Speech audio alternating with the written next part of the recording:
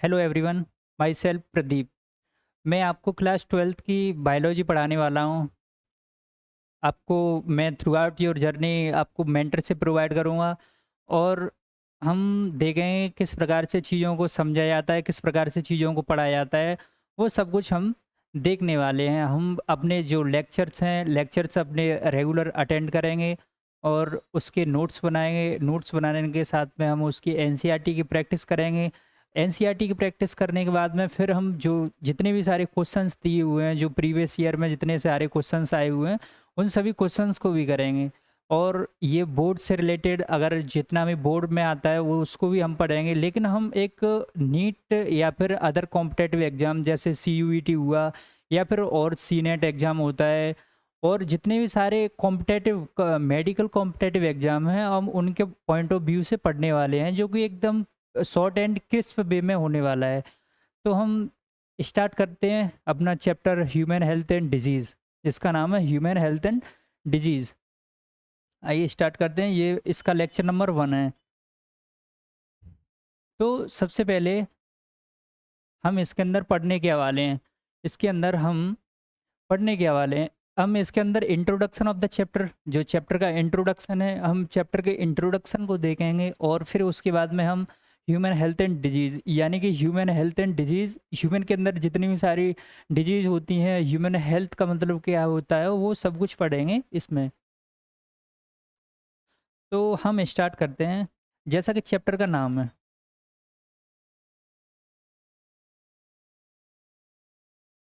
अरे मैं हाथ से ही लिख रहा हूँ, यहाँ पेन से लिखा जाता है।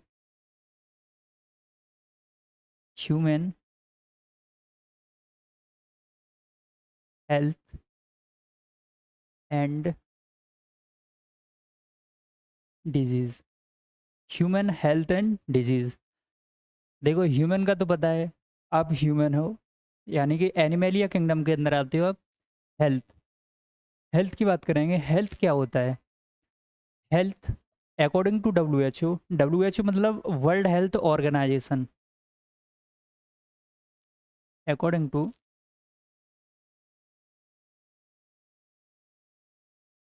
डब्ल्यू एच ओ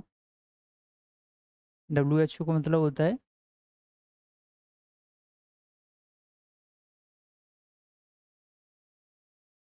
ए,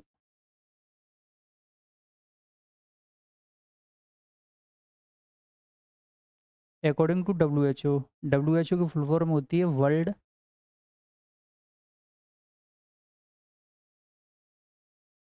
डब्ल्यू एच ओ की फॉर्म फुल फॉर्म होती है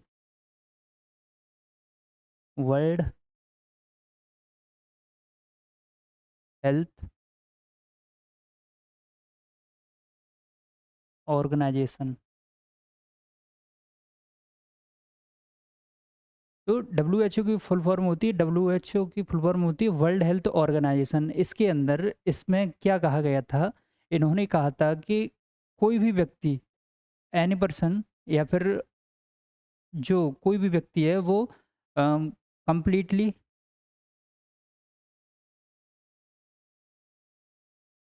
physical and mental,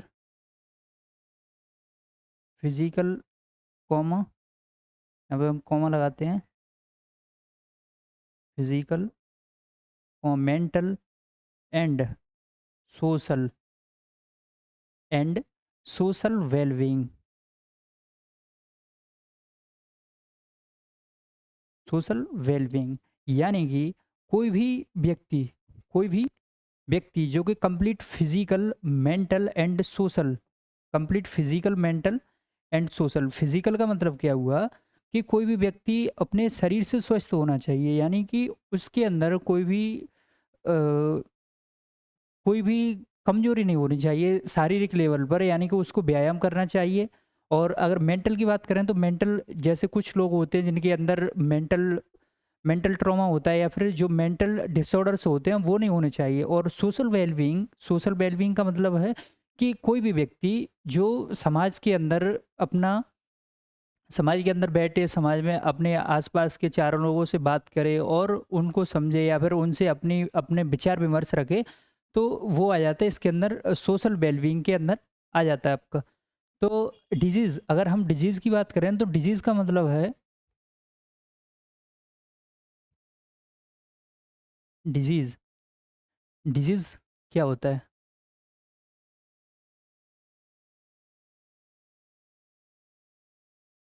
disease, disease मतलब जितने भी माइक्रो ऑर्गेनिज्म हैं, उन माइक्रो ऑर्गेनिज्म के द्वारा होने वाले रोग, उन माइक्रो और जो कुछ माइक्रो ऑर्गेनिज्म होते हैं जो हमारे लिए हेल्पफुल होते हैं, और कुछ ऑर्गेनिज्म होते हैं जो हमारे लिए एज ए होस्ट काम करते हैं, एज ए पैथोजन काम करते हैं।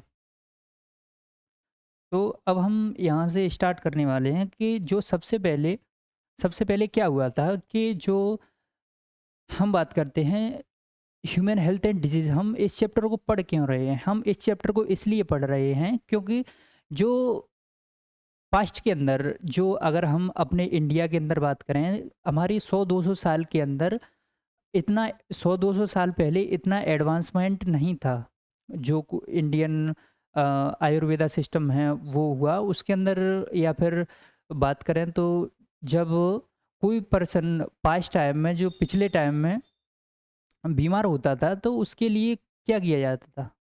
उसके लिए जैसे तो ये हकीम, जैसे हकीम होते हैं या फिर कोई वैद्य होते हैं या फिर जो झाड़ फूँक वाले बाबा होते हैं, उनसे दवाइयाँ ली जाती थी। दवाइयाँ नहीं, मतलब उनसे विचार विमर्श किया जाता था या फिर उनके पास में ले जाते थे, तो वो इन्हें सही करते थे। जो कोई भी पर्सन बीमार है उसको सही करते थे।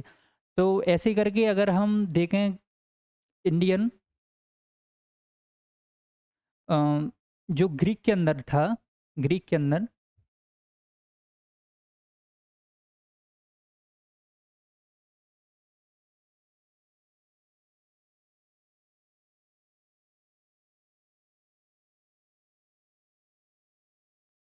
गुड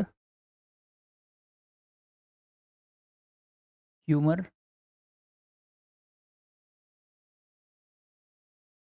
हाइपोथेसिस,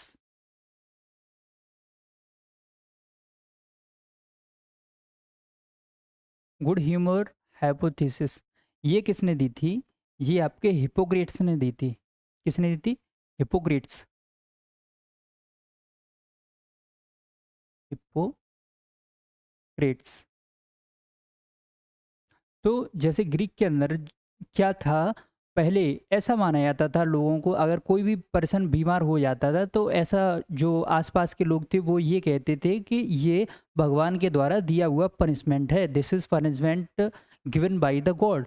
तो ऐसा कहा जाता था। तो क्या हुआ कि जो हिपोक्रेट्स थे, हिपोक्रेट्स ने इस थ्योरी को वहाँ से डिसअप्रूव किया। उन्होंने कहा कि जो कोई भी पर्सन है उसके अंदर ह्यूमर्स, ह्यूमर्स यानी कि 4 तरह के ह्यूमर्स होते हैं, उनको हम आगे देखेंगे कि उनका बैलेंस होना चाहिए। एक फिजिकल, एक कोई कोई किसी भी पर्सन को नॉर्मल होने के लिए, किसी भी पर्सन को हेल्दी होने के लिए। और ये कंसेप्ट गुड ह्यूमर हाइपोथेसिस किसके द्वारा सपोर्ट की गई थी? ये आपकी इंडियन आयुर्वेदा सिस्टम के द्वारा भी सपोर्ट की गई थी। इंडियन आयुर्वेदा, या फिर हम इसके अंदर ये भी ऐसे लिख सकते हैं कि ये सपोर्टेड बाय,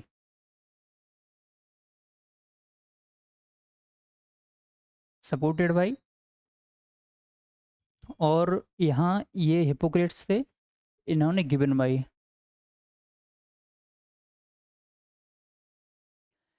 हिपोक्रेट्स ने ये दी थी, और ये हाइपोथेसिस हिपोक्रेट्स ने दी थी और इंडियन आयुर्वेदा सिस्टम द्वारा ये सपोर्ट की गई थी।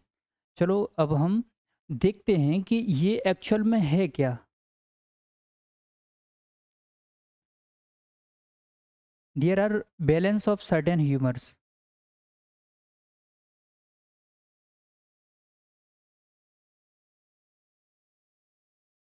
There are balance of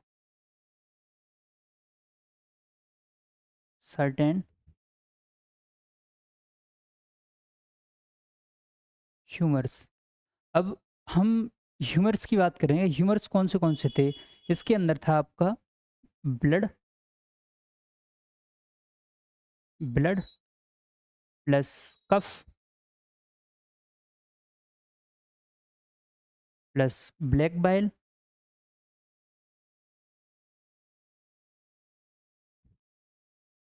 black bile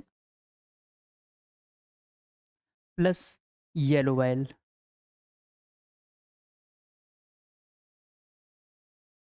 इन सभी का, ये सभी अगर बैलेंस होते थे तो हम मानते थे कि कोई भी ऑर्गेनिज्म, कोई भी लिविंग ऑर्गेनिज्म या फिर कोई भी मानव स्वस्थ है। लेकिन कुछ समय बाद क्या हुआ कि एक साइंटिस्ट आए जिनका नाम था विलियम हार्वे। विलियम हार्वे ने क्या किया, उन्होंने विलियम हार्वे ने देखा और बताया कि ऐसा कुछ नहीं होता है कि कोई भी व्यक्ति अ, किसी व्यक्ति को फीवर है तो उसका कारण ये नहीं है कि ब्लैक बाइल बढ़ा हुआ है। तो उन्होंने ब्लड सर्कुलेशन की डिस्कवरी की थी। हम बढ़ते हैं आगे। तो क्या गया, चलो देखते हैं इसमें।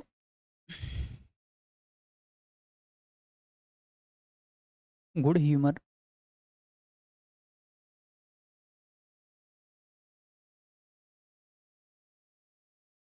हाइपोथेसिस वाज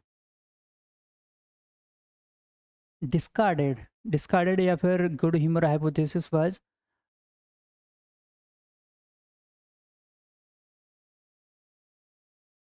डिस्कार्डेड या फिर बोल सकते हैं हम rejected, discarded bye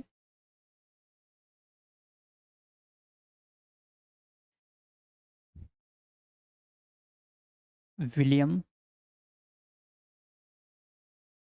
Harvey. William Harvey ने इसको डिस्कार्डेड कर दिया था और इन्होंने एक नया टर्म दिया था जो था blood circulation, blood circulation.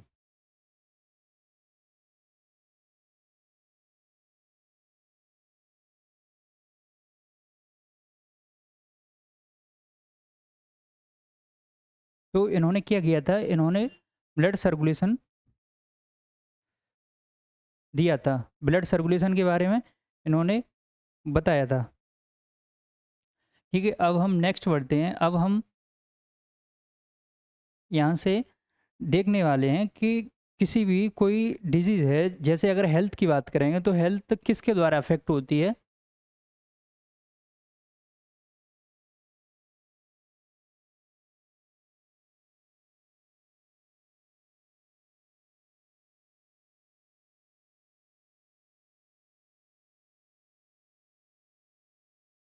Health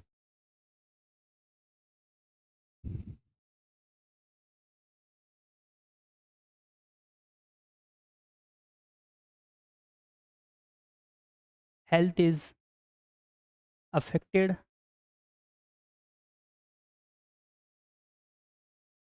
by three factors.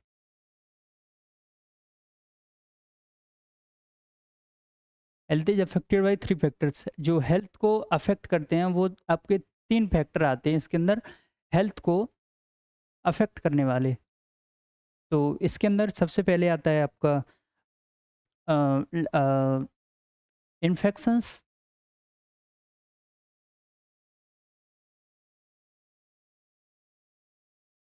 Infections, genetic disorder, genetic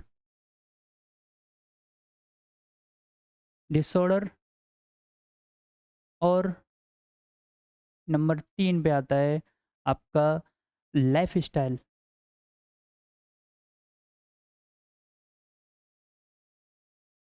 तो हम इसमें वन टू वन देखेंगे कि इन्फेक्शंस, अगर इन्फेक्शन की बात करें तो इन्फेक्शन होता क्या है? इन्फेक्शन अगर हम किसी भी माइक्रो ऑर्गेनिज्म के कांटेक्ट में आते हैं, किसी भी माइक्रो ऑर्गेनिज्म के कांटेक्ट में आते हैं तो हमें डिजीज़ हो जाती है, जो डिजीज़ कॉजिंग माइक्रो ऑर्गेनिज्म हैं, हम उसके कांटेक्ट में आते हैं तो हमें डिजीज़ हो जाती है, या फिर कोई भी डिजीज़ पर्सन है, कोई भी व्यक्ति है जो कि बीमार है, तो उसके लिए भी उसके कांटेक्ट में आ जाएँगे तो भी हम बीमार हो जाएँगे। दूसरी बात होती है जेनेटिक डिसऑर्डर। जेनेटिक डिसऑर्डर क्या होता है?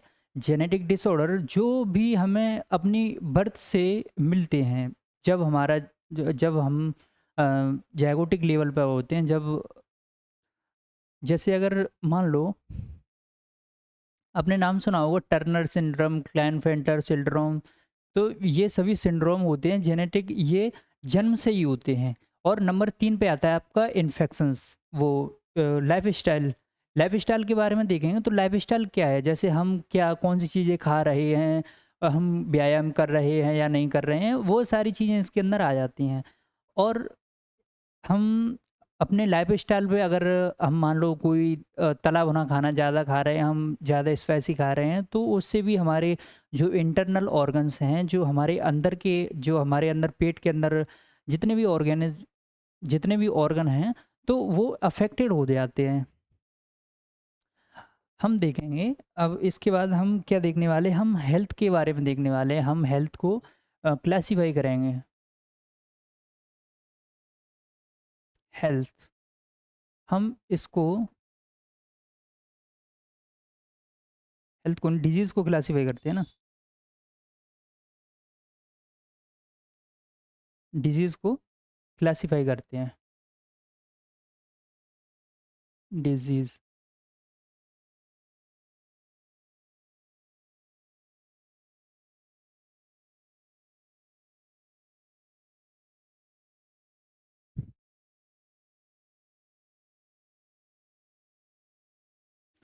तो इसके अंदर डिज़ीज़ 2 प्रकार की होती हैं,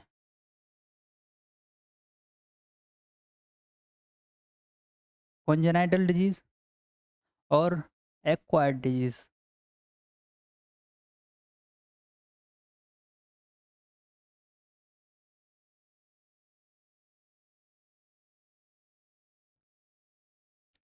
कॉन्जेनाइटल डिज़ीज़ यानी कि वो डिज़ीज़ जो हमें बर्थ से ही होती है, उसको हम कॉन्जेनाइटल डिज़ीज़ कहते हैं। जैसे कि हमने बात की थी अभी जेनेटिक डिसऑर्डर्स के बारे में, तो इसके एग्ज़ाम्पल में क्या आ जाएगा?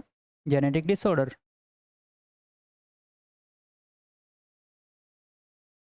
Example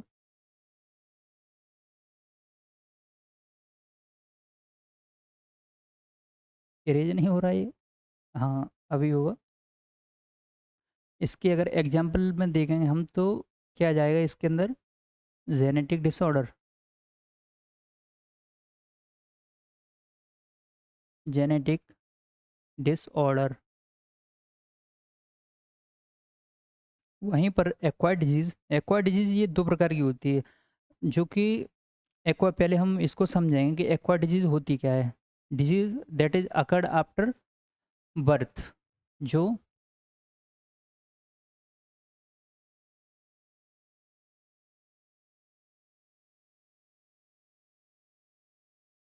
disease that occur after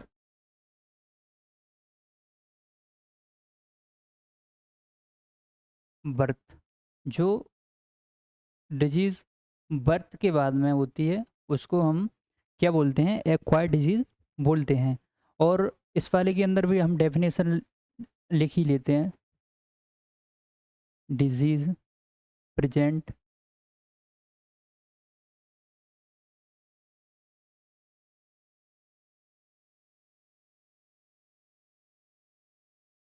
disease present at the time of birth.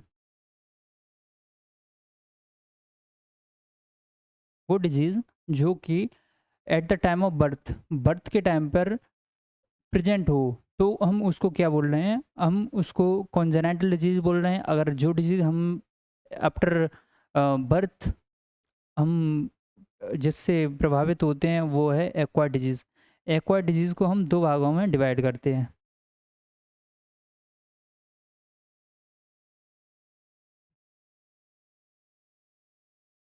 Acquired disease.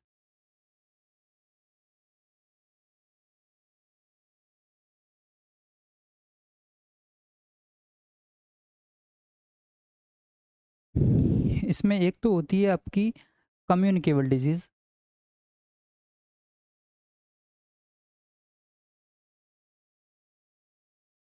Communicable and non communicable.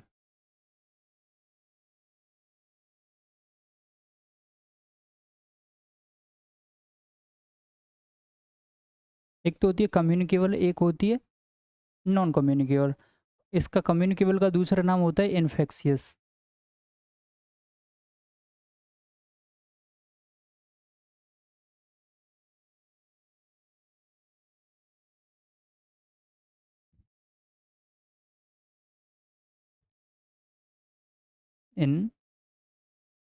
Infectious.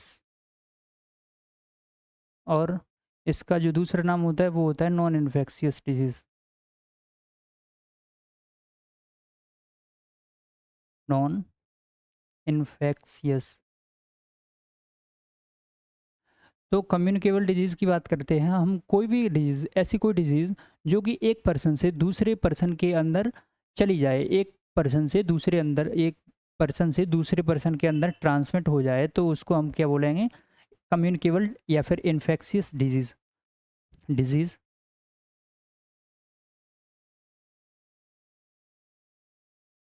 That transfer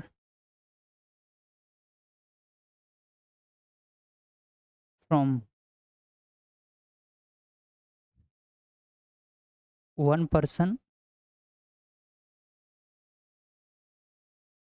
to another.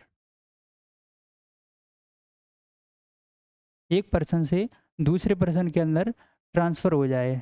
अगर हम इसकी एग्जांपल की बात करेंगे, इसमें एग्जांपल कौन-सा आ जाता है? जैसे हम सामान्य भाषा में देखते हैं, जितनी भी बैक्टीरियल डिजीज़ हैं, bacterial disease, viral disease,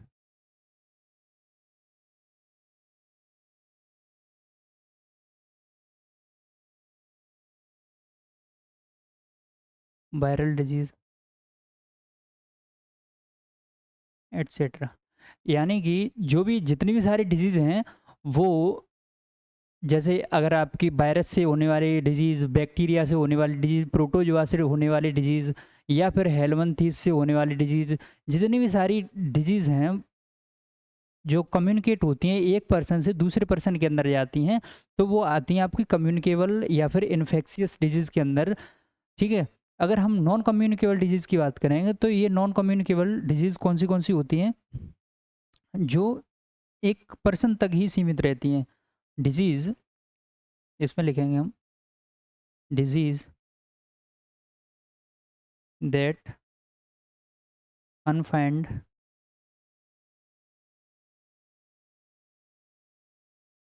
eight one person. एक पर्सन तक ही ये सीमित रहे, तो हम उसको बोल रहे हैं नॉन नॉन इन्फेक्शियस या फिर नॉन कम्युनिकेबल। इसको हम कलर चेंज कर लेते हैं हम इसका। अच्छा चलो, आप समझ जाना कि ये वाले लिखे हुए, यहाँ से ऊपर की ये डेफिनेशन है, वो आपकी हेडिंग है जो कि नॉन कम्युनिकेबल डिजीज़ लिखी हुई है या फिर नॉन इन्फेक्शियस। नीचे लिखा हुआ है आपका disease that confined at one person. ऐसी डिजीज़ जो किसी केवल एक पर्सन तक ही सीमित हो, हम उनको क्या बोलेंगे? नॉन इन्फेक्शियस या फिर non communicable disease.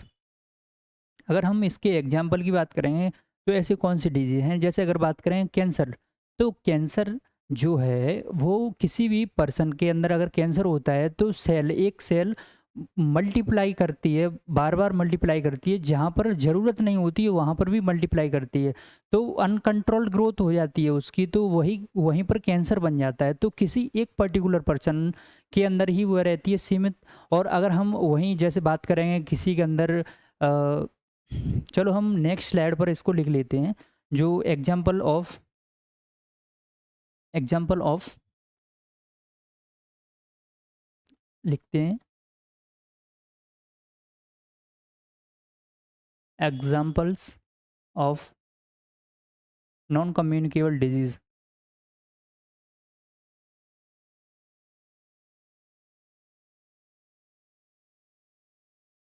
Non communicable disease. तो इसके अंदर एग्जाम्पल कौन सा आ जाएगा? सबसे पहले हमने बात की थी कैंसर की, तो इसके अंदर आ जाएगा कैंसर। कैंसर। इसके अंदर आ जाएगा आपका, क्या आ जाएगा? Deficiency disease. Deficiency disease. Deficiency disease. Deficiency disease का मतलब क्या होता है? ऐसी कोई डिजीज जो किसी भी पर्सन के अंदर किसी न्यूट्रिएंट की कमी से हो। न्यूट्रिएंट की कमी से अगर हम देखेंगे, देखो जैसे विटामिन से होने वाली भी जो कुछ डिजीज हैं जो विटामिन से भी होती हैं। विटामिन, अरे अरे अरे अरे क्या लिख गया ये? हाँ, यहाँ पर लिखेंगे हम विटामिन। Vitamin deficiency. हाँ, मतलब वो तो अगर हम इसको ना लिखें तो इसके अंदर ऐसे ही देख सकते हैं डेफिशिएंसी डिजीज़ के अंदर कि किसी विटामिन से होने वाली डिजीज़, अगर विटामिन ए की कमी हो जाती है तो उससे विटामिन ए से रतौंधी नामक रोग होता है। और उसके अंदर जैसे विटामिन सी है तो विटामिन सी से स्कर्वी हो जाता है। तो ये सारी डेफिशिएंसी डिजीज़ हैं, किसी भी एक पर्सन के एक पर्सन तक ही ये सीमित रहती हैं। और अगर जैसे जो डिजीज़ होती हैं जैसे माल फंक्शनिंग डिजीज़, माल वो जैसे अ, जब अर्ली स्टेज होती है बच्चे की तो उसको प्रॉपर खाना ना मिले तो उसकी वजह से भी डिजीज़ हो जाती हैं। जैसे उसके अंदर रिकेट्स आता है। रिकेट्स,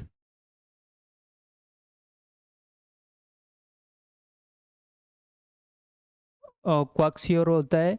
ये सारी डिजीज़ हो जाती हैं। ये नॉन कम्युनिकेबल डिजीज़ हो गई। अब हम इससे आगे बढ़ते हैं।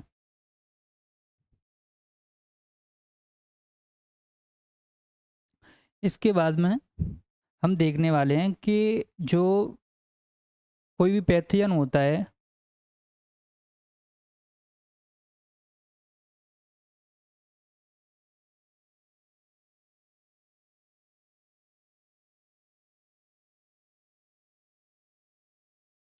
कोई भी पैथोजन होता है उसके ट्रांसमिशन के बारे में देखें। कोई भी पैथोजन एक पर्सन से दूसरे पर्सन में कैसे आता है?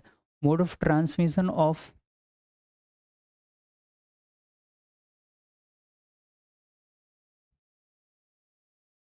पैथोजन। पैथोजन, सबसे पहले हम बात करते हैं पैथोजन की। पैथोजन होता क्या है?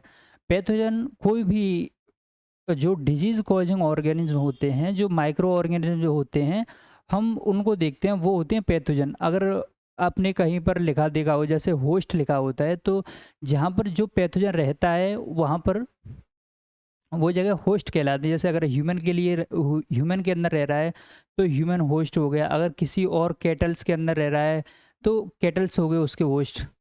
तो हम यहाँ पर देखेंगे जो ट्रांसमिशन होता है तो सबसे पहले एक तो होती है एयरबॉर्न डिजीज।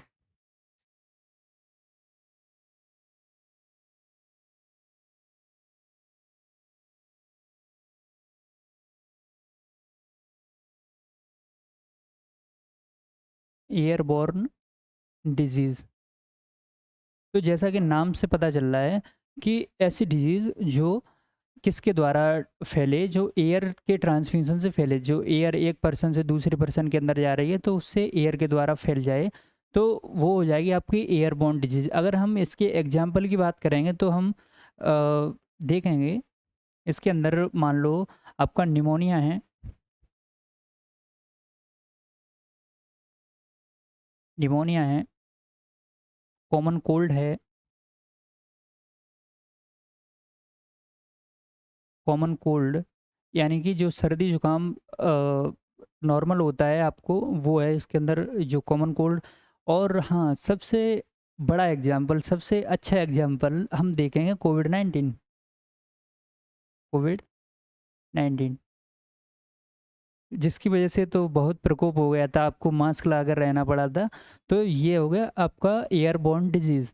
अब हम देखते हैं जो नेक्स्ट डिजीज़, तो और भी सारी हैं, लेकिन हम जब आगे पढ़ेंगे तब देख लेंगे इसमें, ठीक है? अब हम देखते हैं जो कंटामिनेटेड फूड, जो faecal oral route, faecal oral route, यानी कि ये कंटामिनेटेड फूड एंड वाटर की वजह से होने वाली डिजीज़ हैं। किसकी वजह से होती हैं ये? कंटामिनेटेड फूड एंड वाटर की वजह से होती हैं। इसके अंदर हम लिख भी लेंगे, caused by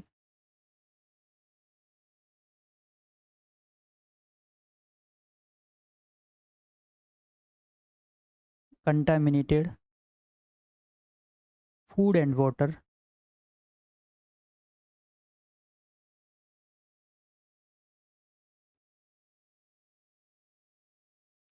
contaminated food and water की वजह से ये डिजीज़ होती है। अगर इसके एग्जाम्पल की बात करेंगे हम, एग्जाम्पल इसके अंदर अमीबियासिस, अमीबियासिस, हम बात करेंगे एस्केरियासिस, एस्केरियासिस, और एक और डिजीज़ है, जैसे अगर हम देखेंगे टाइफॉइड, टाइफॉइड एटसेट्रा। तो ये वाली डिजीज़ हैं, आप इसको नोट कर लेंगे, ठीक है? तो अब हम नेक्स्ट देखते हैं जो डिजीज़ आपकी वेक्टर बॉर्न डिजीज़ हैं।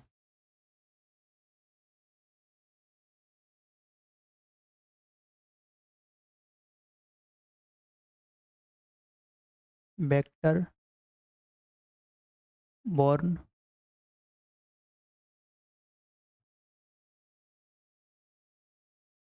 डिजीज़,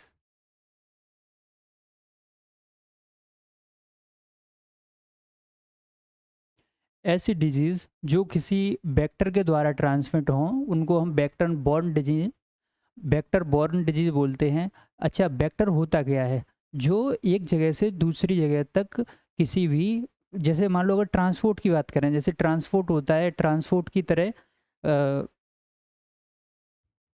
ट्रांसपोर्ट नहीं बोल सकते, लेकिन हम ऐसे बोल सकते हैं कि जो ट्रांसमिट करे एक एक एक होस्ट से दूसरे होस्ट के अंदर, किसी भी ऑर्गेनिज्म को ले जाए। तो इसके अंदर हम देखने वाले हैं, जैसे अगर मलेरिया की बात करेंगे, मलेरिया, मलेरिया किसके द्वारा फैलता है? ये फीमेल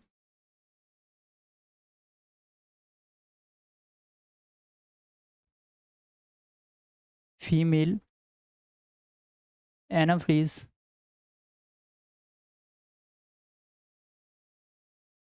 मॉस्किटो,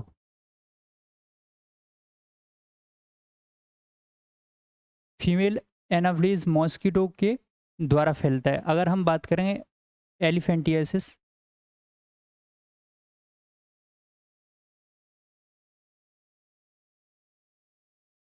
एलिफेंटियासिस, तो ये किसके द्वारा? फीमेल क्यूलेक्स,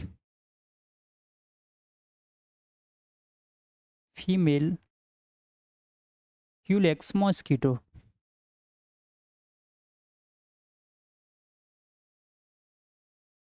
तो ये फीमेल क्यूलेक्स मॉस्किटो की वजह से फैलता है। अगर हम वहीं पर बात करें डेंगू,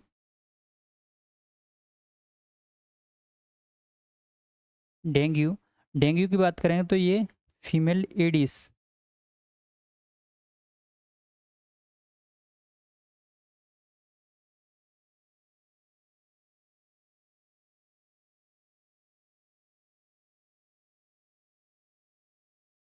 फीमेल एडिस मॉस्किटो। और चिकनगुनिया,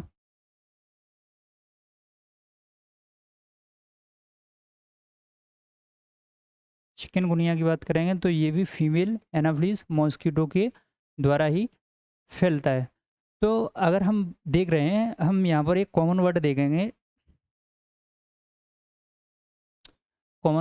हैं हम यहाँ पर फीमेल।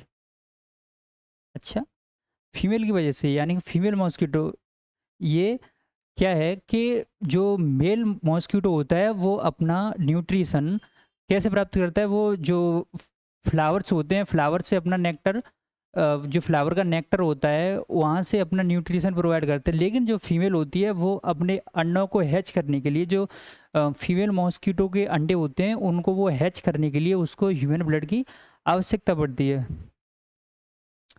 तो अब ये आपके डिजीज़ हो गई। अगर हम जैसे बात करेंगे सेक्सुअली ट्रांसमिटेड डिजीज़ की बात कर देते हैं।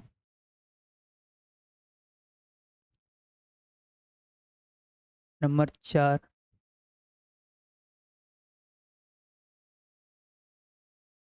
सेक्सुअली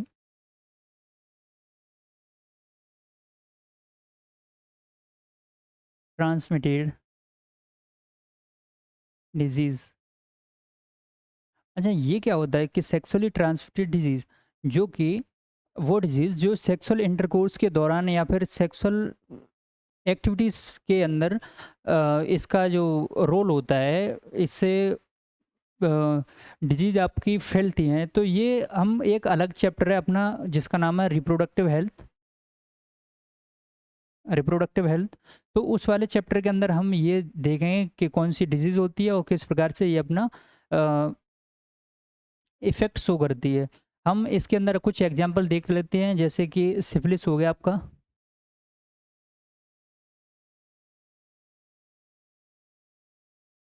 सिफिलिस हो गया, या फिर गोनोरिया, गोनोरियासिस,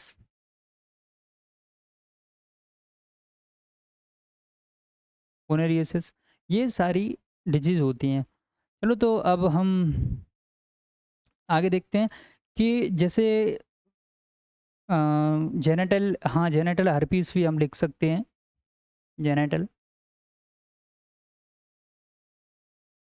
हर्पीस। और हाँ, एक बात और आपको यहाँ पर, जो हमने कंटामिनेटेड फूड एंड उससे देखी थी, कंटामिनेटेड फूड एंड वाटर से देखी थी, तो इसके अंदर एक डिजीज़ और आती है आपकी, पोलियो। पोलियो, ये भी आपकी जो कंटामिनेटेड फूड एंड वाटर होता है उसके द्वारा